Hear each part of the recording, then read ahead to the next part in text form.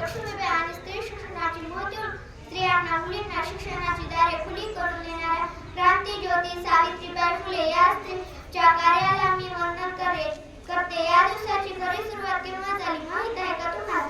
8 मार्च 1908 न्यूयॉर्कमध्ये कपड्याच्या कारखान्यात काम करत असलेल्या महिलांनी काम जास्त पण मजुरी कमी या कारणामुळे लढा पुकारला. स्त्रियांना संघटित होऊन मागण्यासाठी केलेला संघर्ष हा जगाच्या इतिहासातील पहिला संघर्ष मानला जातो. सर्व महिला सन्मानाचा अभिमानाचा दिवस आनंदाने उत्साहाने साजरा करत आहेत.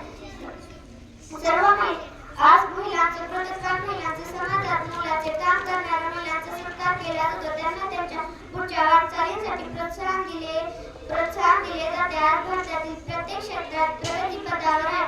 शेतीतील मजुरापासून ते देशाच्या राष्ट्रपतीपर्यंत तसेच शिक्षिका, डॉक्टर, पोलीस निरीक्षक, तलाठी,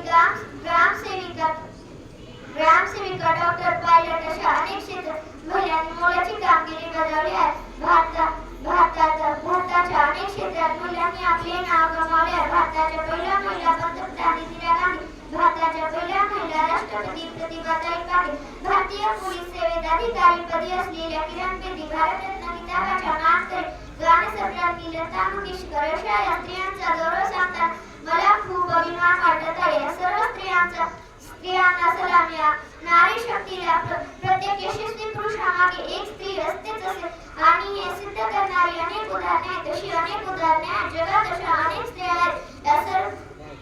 मी त्याचे नाव घेऊ शकत नाही, पण त्या सर्व स्त्रियांना माझं धन्यवाद. तेवढे